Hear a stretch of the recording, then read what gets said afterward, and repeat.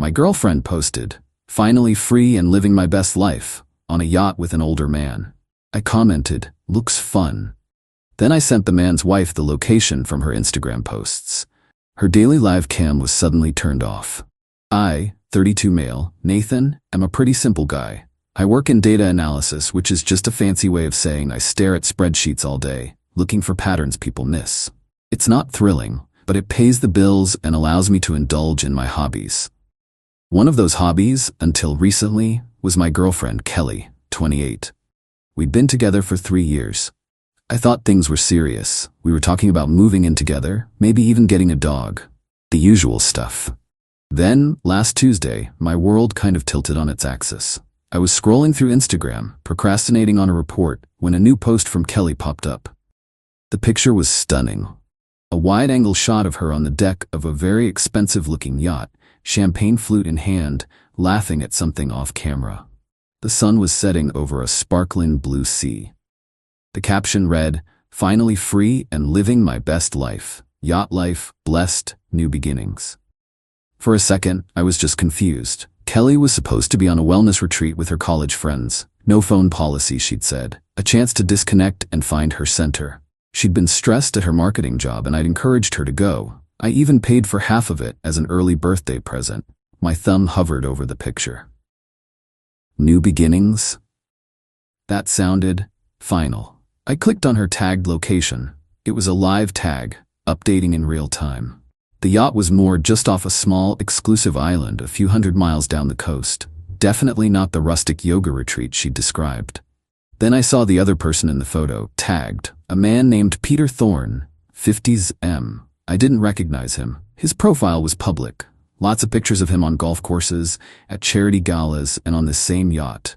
He was what my grandma would call comfortably off. He was also very, very married. His wife, Victoria Thorne, was in a lot of his older pictures. Her profile was also public, full of posts about her prize-winning roses and her grandkids.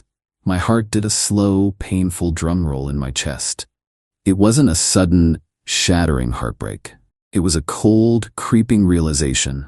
The wellness retreat was a lie. Kelly was with this older, married man on his yacht. I could have called her. I could have screamed. I could have smashed my keyboard. But I'm a data analyst.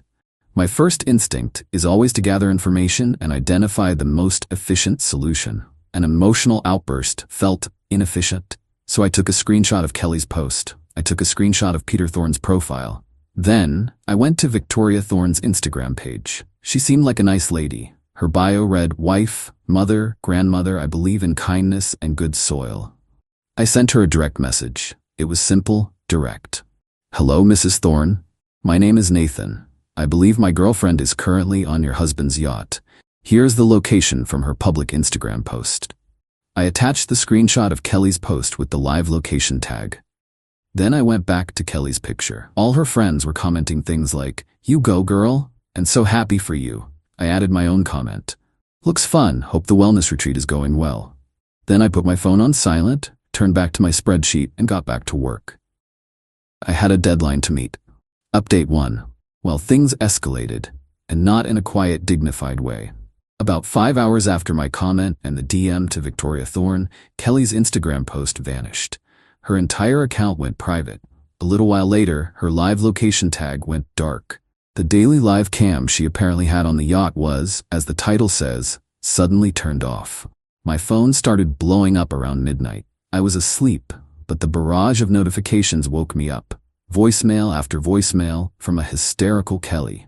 "How could you do that? You ruined everything. You're a psycho, a stalker. You have no idea what you've done." Interspersed with texts, "Kelly, you are a sick, vindictive man. I can't believe I ever loved you. Peter is furious. His wife is threatening to leave him. This is all your fault. He was going to help me with my career. He has connections. You've destroyed my future."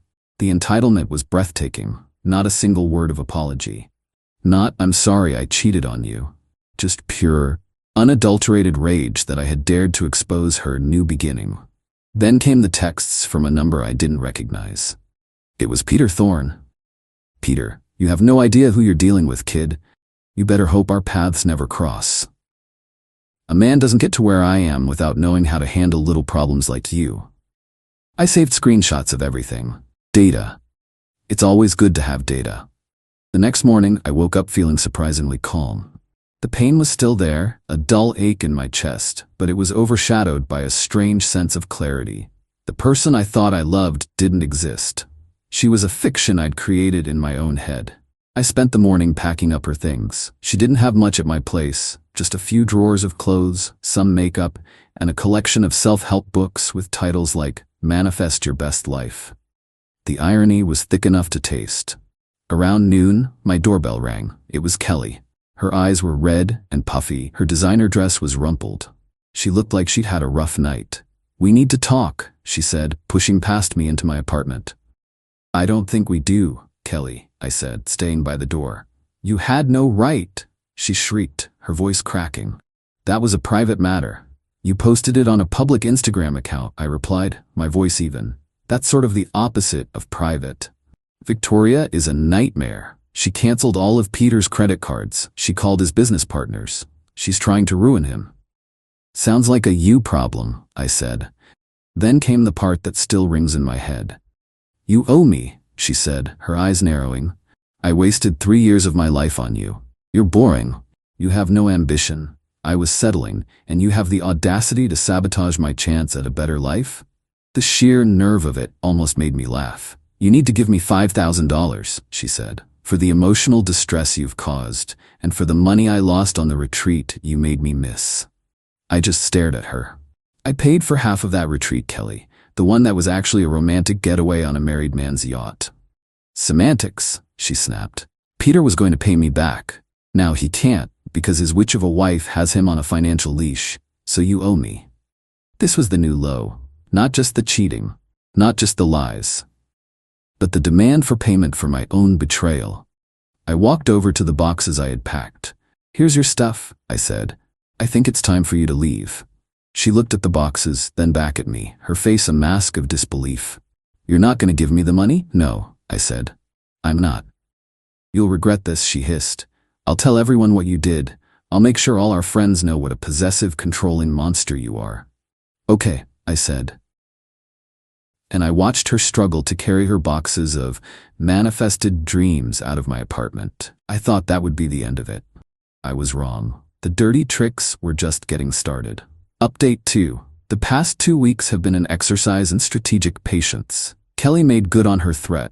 The smear campaign was swift and surprisingly coordinated. It started with a group chat of our mutual friends from which I was unceremoniously kicked. Then, my friend Zachary called me. "Dude, what the hell happened with Kelly?" he asked, his voice strained. "She's telling everyone you were tracking her phone, that you got obsessed and stalked her to that boat." "She posted her location publicly on Instagram, Zachary," I explained, for what felt